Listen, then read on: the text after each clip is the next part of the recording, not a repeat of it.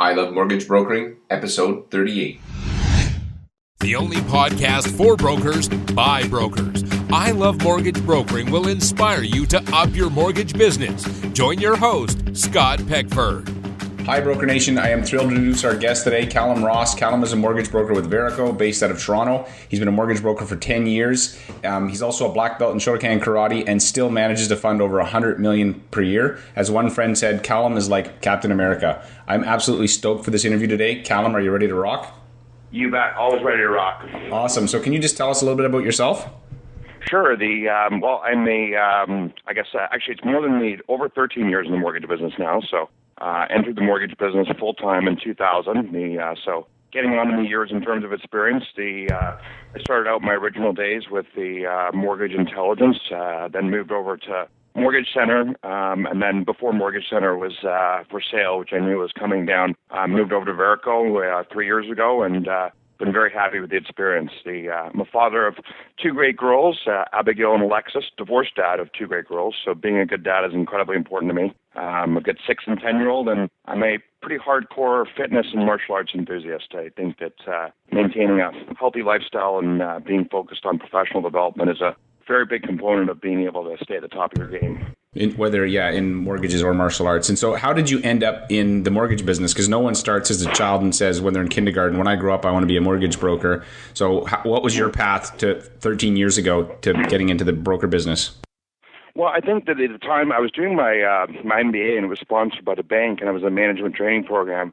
And I was, starting to get the sense that the bank management and being a bank executive, which is what I wanted to be when I was a kid, as nerdy as it sounds, that was after I gave up the idea of wanting to be a rock star or race car driver. So there was some progression. That's awesome. But I think that what happened was I was overseeing the acquisition side of Bank of Montreal and got exposed to First Bank Direct. Vince Gaetano at the time was running it. And we're looking at the numbers there, and they said, what's this cost line item? And people were like, well, that's what the independent mortgage people got paid. Now, at the time, I was overseeing the mortgage switch campaign in the marketing department by the Bank of Montreal, bringing in 300 mortgages a month in the marketing program that I was doing. And I sat back and looked at the numbers and thought, wow, if I was bringing in 300 mortgages a month in a year, I'd be doing a lot better than I was in the management training program of the bank. So I think it was a combination of that. And then, my professor in business school said, most businesses don't invent anything new or come up with a new concept. All they do is take an existing service or product and do it better than anyone else. At that point, I believe there was a lot more people who needed debt advice than investment advice, and I was really being groomed for an investment management position. The combination of that and the idea that, the mortgage broker channel in the U.S. had much bigger market share, I made the leap of faith and, fortunately had some good success right out of the gate. That's awesome. And I'm going to circle back. There's some questions I want to ask about growth because I know that you've had some pretty phenomenal growth, but I'm going to come back to that in a bit. So before we dive into your story, I'd like to ask about a success quote that's really impacted your life or business. Something that's what? A quote. So I find for me, quotes are a way to distill an idea or a concept down into something that's portable. You can take it with you. It's memorable. So can you share a quote that's really impacted you? Yeah, for one, that's I'm a motivation and quote junkie, so picking one will be a challenge. But I would have to say that success is never final, failure is never fatal, is one of the things that I do. And there's a quote that I keep on my desk that's ingrained in a tile that says, persistence. Nothing in the world can take the place of persistence. Talent will not. Nothing is more common than unsuccessful men with talent. Genius will not. Unrewarded genius is almost a proverb. Education will not. The world is full of educated derelicts. Persistence and determination alone will bring success. So surrounding myself with that type of ideology is very key to me. Right, that's really good. And so how have you applied that specifically? Like that persistence quote was just fantastic. Who said that quote, by the way? Calvin Coolidge was one of the people who was originally quoted with it, but I've heard a lot of people being claimed. It's hard online actually to figure out who said anything because it seems like a lot of people get credit for quotes that belong to other people. So that quote though on persistence, how have you applied that principle to your business? Well, I think more than anything else, people need to realize, I think there's this underlying assumption that, within 5 years of being in the mortgage business, my second year I did 300 mortgages. But at the same time, I've had some really rough years. And I think that sometimes people have this preconceived notion when they're first starting out. It's that, people who are decent producers have got it all figured out. And I got to tell you, I have some real rough days too, where every other client's a rate shopper and client gets to 1 week before closing and they cancel the file on me, or I miss, something on a credit report that I should have caught.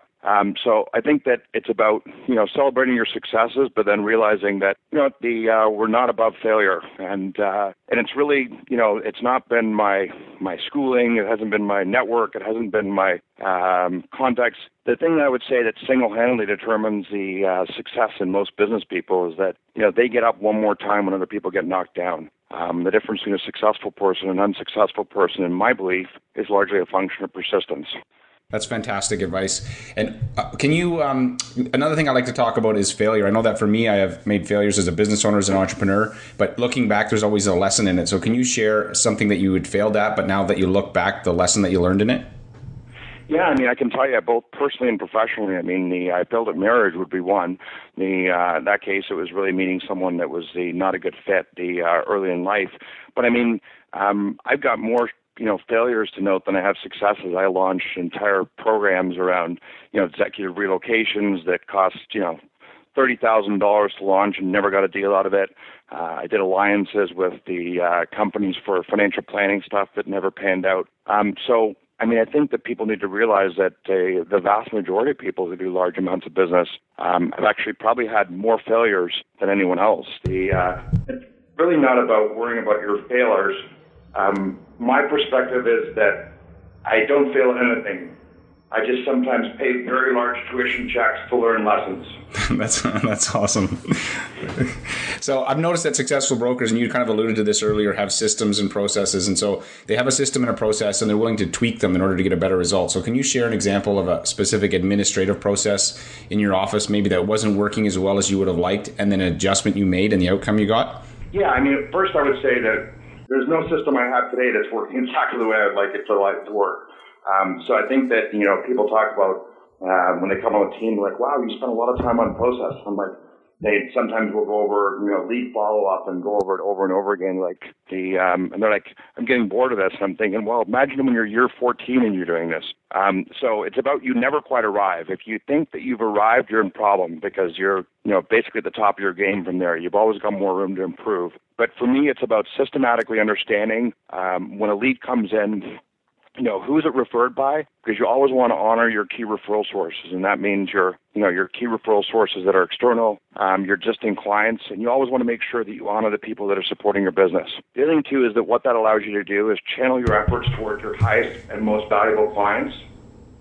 The second thing I would say that's so critical is you cannot be all things to all people. I would say that by far the most important thing is that, knowing who you can't serve. So for instance, me, I don't do commercial deals. I don't do private deals. I don't do hard to place deals. I don't do discharge bankrupts that have a year out. I've got a very specific knowing what you will do and what you won't do. Because so many times mortgage people get caught up chasing down deals that there's nothing to be had there. And you can't be all things to all people. So you got to focus on the things you're naturally gifted at, whether it be because of your communication style, your education, or your background. And then focus on being very good on those things as opposed to spreading yourself too thin and being mediocre at many areas. So that brings up a great point. So when you said you don't do commercial, you don't do private. So what do you do? So obviously, sometimes that comes, maybe not as often now that you've really probably refined your process, but it probably does come up. So what do you do with those types of leads when they do come up? It's funny because I don't even usually refer them out because so many times that referral out becomes an extension of my team and I can't preserve the customer service process. So my perspective is that lead wouldn't even typically come to me because the person came in unless it was referred off a key relationship, in which case I'd call them back myself. But otherwise, our office would be like, I'm sorry, we don't help with those types of transactions. We just end it really early in the process. Now, if it's coming off a key referral source or a key client, at the very least, I'll try to point them in touch with some people and or some areas where they can get some resources on it. Right, that's great. And so then on the sales, I also noticed that successful brokers have sales processes. They don't just show up and hope for the best. And so they're also willing to adjust those sales processes to meet sort of what's going on in the market and the current, sort of what's interesting to people in the market. So can you share an example of a sales process that maybe wasn't working as well as it was, and an adjustment you made and the outcome you got? Yeah, I mean, I think that we have to be mindful of the fact, and this is really where a sales process, what it needs to do is it needs to support efficiency with your own team so that you can add as much value as possible. And what I try to do with my sales process, keep in mind I have a business school background, so I probably use a little too much jargon, but you want to standardize the ordinary and manage the extraordinary. So what I mean by that is that if you're going through a client process, I don't want to spend time on the phone with you talking about the difference between an annual lump sum prepayment and the ability to increase payments. We can have that fulfilled by administration or an FAQ, frequently asked question, or our website. So I really want to make sure that I'm focusing on my sales process all the time to understand which things are not clear to clients and what we can do to improve on them. And I think probably the biggest mistake that most people make in sales process, and this is one that I do all the time, is that we have this preconceived notion, we think like mortgage people, we don't think like mortgage consumers. And so it's important that we dumb it down so the client on the other end understands it, and being able to survey them independently. So surveying them, did you find this was clear? If so, how would you rate it? But getting that third-party feedback, independent feedback from clients, because it's not about you and I believing that the client had a good process or a good customer service experience. It's about the client telling us that in feedback. And so being always mindful of the fact that our process has never arrived and making sure that we're always getting the feedback from clients. So, for instance, I work with a lot of real estate investors and high-income professionals. So taking a lot of time to make sure they understand how income is treated from rental properties, making sure that they understand the differences for high net worth programs and principal residence versus an investment property would be something that we have refined over and over again. Tax documents are another one that causes clients a lot of grief. I think that we have been revising tax documents every time Canada Revenue Agency was formerly Canada Customs and Revenue Agency to, the way that a notice of assessment comes back to how they can get their notice of assessment if they've lost it. It seems like clarifying income documents is a never-ending process from our end. And so you had said that one of the things you just mentioned was survey them independently. So how do you specifically do that? Is that someone else doing that for your company? Is that someone in your company that reaches out to them post funding, or how are you figuring out sort of how are you learning from those clients that you're working with? So I've done it two ways. Typically, most of the results have come from a third-party survey. So right now we're using SurveyMonkey. In the past, I'd used for years Mortgage Center's closing survey. And I think that keeping it simple and encouraging them to get response is really critical because the people are getting inundated by emails. So making sure that you let the client know during the process, it's really important that we get your feedback in terms of how to improve, and even incenting them if you need to, if you're not getting a high enough participation rate. And there are points when I think our service has gone down, and during those times, on a few occasions now, actually 5 occasions, I paid a third-party research company to get a number of my top referral sources and clients into a room where I'm not there and ask them questions about how we can improve. And that'd be a format where they'd get a dinner and they get paid for their time so we can get them to be more mindful in terms of the feedback they get. Now, I would suggest that you don't want to be doing those things on a quarterly basis, but if you've got a major change in market conditions, investing some money to really understand what your clients believe about your service, and the difference would be the data that we would get when we'd actually pay for them to come, as well as the paying for a dinner, is that the people are much more mindful in terms of thinking through the process, and their feedback tends to be a lot more specific with, very clear actionable items that we can use to improve the customer service process. Right. That probably came from your business school training to think about going out and just drilling down with what the customers are experiencing and then trying to take it back and apply the lessons to your business. Yeah, and the other thing too is that I've always been really mindful. I'm a tenacious learner.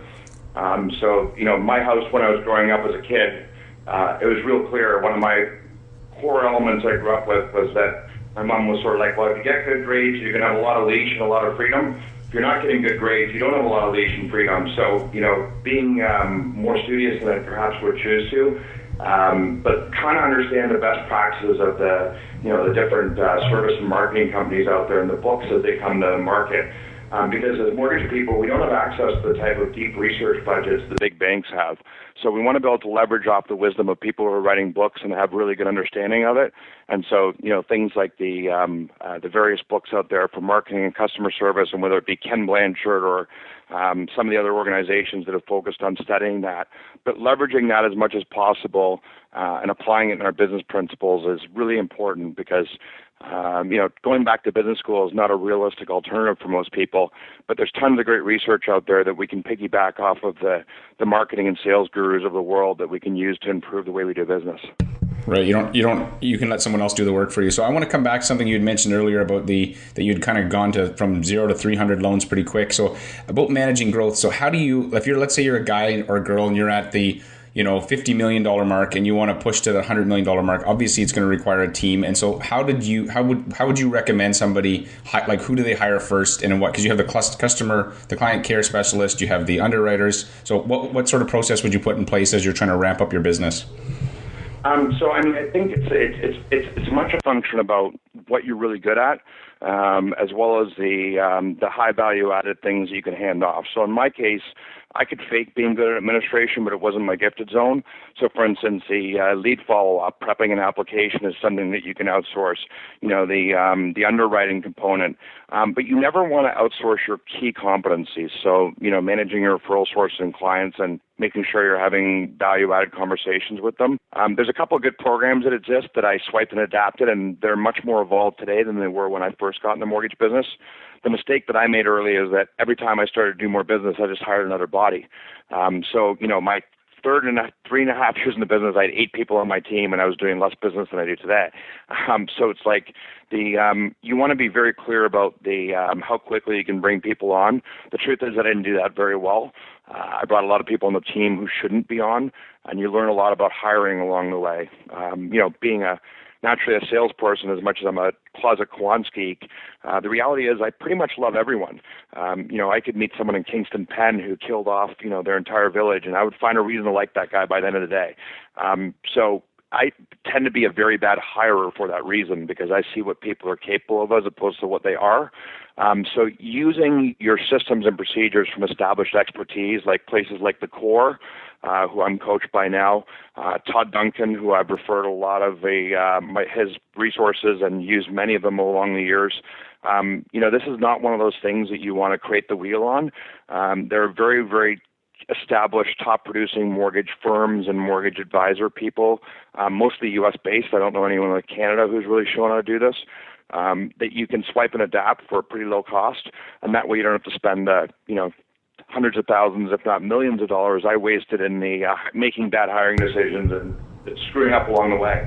Right. No, that's great advice. So basically, duplicate, don't innovate. Don't think you need to just sit there and try to come up with this all on your own. Just find somebody that's already done it and duplicate it within your business and adapt it to your gifting. That's exactly what I would say, is that the way that I like to paraphrase it is that the wheel has already been invented in this industry. Just find the wheel that fits for your vehicle. I think in the early days, because I was in business school mindset and I've always tested reasonably well academically, I tried to outsmart people, and that was just not a very good strategy. There's people, whether they're smarter than me or not, who've mastered this process, and just taking their process and applying it is a much better way to improve efficiently than it is trying to recreate it yourself. Right. And I'm just going to switch gears a little bit and talk about diversifying income. So I've been talking to a lot of mortgage brokers about this idea of diversifying income. There seems to be 2 camps in my mind. One camp says, yes, you need to diversify, get share of wallet. Another camp says, no, just focus on mortgage brokering. I just wanted to know where you fall in there, and if you are diversifying, what area you're focusing on. Yeah, for me, because of the segment that I look after, we have a disproportionately high number of high-income, high-net-worth individuals. Our average household income of clients is more than $200,000, and we have a lot of clients with a considerable net worth. So it's natural for us to go into the estate planning and the financial planning piece. I've made a few attempts at this. I haven't done it that successfully yet. But the other thing, too, is that I think there's, as much as there's 2 camps, it's like, there might be a camp that says, hey, you're a really good basketball player and you're tall, you should try out for the NBA as well, and they're different seasons or whatever. What I would point out is that it's also about your core abilities, right? So, if you're someone who is specializing in non-conforming loans, you can't simultaneously put on your website, hey, if you've got Bruce credit, no income, and new to Canada, come talk to me. And on the other side of your website, go, if you're a high-income, high-net-worth individual, click here. Right. So if you're not naturally wired towards adding value to clients and you don't have some form of financial planning education, I think people trying to diversify their income when they don't understand the basic principles of personal finance are over-exaggerating their opinion of themselves. Right. That's very good. And so next question is, how do you balance your business, activities that you do outside of it and family? So what's your advice for managing that? For me, I think that the biggest priority is my daughters. Again, being a divorced guy with the two relatively young daughters, my health and my daughters come first. So I put that in my calendar and make sure that's tight. But it's about really going through, and there's always that example of the college professor where he says, puts all the jar on the desk and says, how many these big rocks can I put in? And he puts the last big rock in and he says, is it full? And he says, everyone says yes. And he says, well, wait 1 second. And he starts filling it with smaller rocks. And of course, they fall between the bigger rocks. And then he says, well, is it full? And of course, the class is now starting to catch on to it, say maybe yes, maybe no. And then he does pebbles. The next thing you know, he does sand. And then after that, he does water. And the ideology they talk about is that, that jar in many ways is like our life. If we don't take care of the big rocks and put those in our calendar first, I haven't had a week where I'm like at the end of the week go, hey, wow, now I should put that time and place to revise processes. Now I should probably call my mom because I love her and I should tell her more. So if it's one of those things that's important, I would suggest that you put the same measures on your personal life as you do around your business, and you try to objectify it. So I've got a scorecard that I keep myself with. That it's like where I'm have I done this many hours with my daughters in a week? Have I sent out X number of thank you notes? Have I called my mom? My mom and dad are still very close in the important relationships to me, and also being mindful of the giving our best to our best. One of the things that people forget all the time is that, in my case, the people on my team play a very important role in my success. And it's not about, as much as I do rainmaking and public speaking, if I didn't have people like Christy and Jennifer and the people who support me in the back end, it'd be very, very difficult for me to preserve my professional reputation. So being mindful of also supporting your team members and your top referral sources, and spend less time on the reactive files, and all of a sudden your life will get a lot more spare time. Right. No, that's great advice. So now I'm going to move to the rapid fire questions. You can answer these with shorter answers if you like. What is the number one thing holding back most mortgage brokers from being successful? Themselves and planning. And what is the one thing or habit that's made you successful? Myself and planning. That's good. And then do you have an internet resource or software program that you use that makes your business more successful? The Mortgage Planner CRM is a great one. All the brokerage firms have them, but the best software program is like the best gym. The best gym to belong to is the one you go to. The one you go to. Yeah. The best CRM system that you can own is the one you use. What people get is they get distracted by the little bells and whistles everywhere. They think that they jump ship. As salespeople, we're way too impulsive. Stick to a program, master it. Once you've mastered it, and you can say with certainty that you've taken it to the 10th level, then and only then consider making another change. But don't be a salesperson and stop jumping around. Mm-hmm. That's awesome advice. And if you could recommend one book for our listeners, what would it be? That would be a tough one. I still think everything in our business, to me, focuses around service. Now, I realize that's very different than the price-based model, but to me, Raving Fans is always a good one. Legendary Service by Blanchard. Those are really simple books that give palatable plans. If it was around building your mortgage business, I still think High Trust Selling by Todd Duncan is the real tough book to get away from it. If it's about building a team, I'd have to say the Core's book on how to become $1 million mortgage originator is incredibly useful. Okay, that's awesome. And where do you think our industry's headed? Where's the opportunity? I think the opportunity is really around segments. It comes down to, again, can't be all things to all people. I point blank will not compete on the rate space. But I think people need to realize there's always going to be a space for people who need advice. For a long time we got confused because we had both a rate advantage as well as an advice advantage. And I think that right now they're breaking into two camps. I think there's money to be made in both, but you need to pick which camp you're in. You can't simultaneously be in the advice business with the nice paid assistants who are really competent and do nice value-added marketing pieces and touch points the way I do and buy down rates by 15 basis points. The two worlds can't coexist. So I think decide which camp you're in, and if you're in the advice business, then you need to be more and more purposeful about the segments that you service. Right, that's awesome advice. And so here's the last question. It's one of my favorites. It's the DeLorean question. Remember the movie Back to the Future? Yes, I do. And so if you could jump into the DeLorean and I could set the time on it for 13 years ago to your first day as a mortgage broker, and the goal is you could go back and visit yourself and give yourself 3 pieces of advice so that you would have a bigger, more successful business today, what 3 things would you tell yourself? The unfortunate thing is if I went back to my 26-year-old self, I would have been too cocky and arrogant to listen to myself. So if I were to be a DeLorean, I'd probably go back the last 5 years where I slowly started to take feedback and grew up a little bit.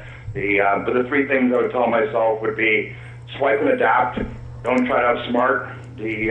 Make sure you're very purposeful about the company you keep, and that relies both on the personal and the professional front. Mm-hmm. And finally, Calum, don't hire people. You love everyone. Stop hiring people and let other people take you through the process. Right. So you currently, do you have somebody, like if you do need to hire, do you use a company to help you with it? I won't intervene in a hiring process until they're in the 3rd round, because they will make bad decisions out of it. So we use personality profile screening, and then we use third-party validation as well as people on the team to interview them before they meet me. Yeah. Right, dude, that's awesome. So I have absolutely loved this interview today. There's so much value in it. How can people find you online? So you can reach me, follow me on Twitter. I always try to give value-added things that people in the mortgage industry and the consumers. That's at Calum Ross TO. You can like my Facebook page, or you can creep on it, whatever you like, the Calum Ross Mortgage. You can reach out on LinkedIn. Obviously, if we don't know each other, I don't always let people completely in my network. But even too, if people got really specific questions, I can't field all of them, but I like to help the industry, and if there's the stuff that people do, they can also reach me directly, Calum at calumross.com. I'm passionate about the value that we bring as the mortgage advisors, and I think that the top people make a meaningful difference to consumers in the marketplace. And the other thing I would encourage more people to do is, pursue excellence, because there's so many people that are mortgage people that I meet day in and day out that I know could do way more volume than me. And they just haven't cleared their plate and got rid of some of the junk that, competes with their personal and professional life out of the way. And I think it's a shame that more people don't achieve what they're capable of instead of what they're doing. Awesome. Well, Calum, this has been an awesome interview. I hope you rock the rest of your year, and we'll be in touch. Awesome. Thanks so much. The only podcast for brokers by brokers. I Love Mortgage Brokering will inspire you to up your mortgage business. Join your host, Scott Peckford. Hi, Broker Nation. If you enjoyed this interview, please take a minute, visit iTunes, and rate this podcast. If you do, you'll get 3 deals in the next month. Okay, that's not true, but I would really appreciate it. Also, I want to invite you to join me on a quest. After every episode, I personally take 5 minutes and think about one thing or one idea I can use to improve my mortgage business. I encourage you to do the same. Over the next 12 months, I plan to do 100 interviews and make 100 improvements. I'm going to track these to see how they impact my business and, more importantly, my bottom line. Visit ilovemortgagebrokering.com and post in the show notes what one thing you plan to do differently after listening to this interview, and check out what other brokers are sharing. Also, if you'd like to connect with me, fire me an email at scott@robyourbank.com. I love hearing from passionate mortgage professionals who are interested in improving their business. Until next time, rock on.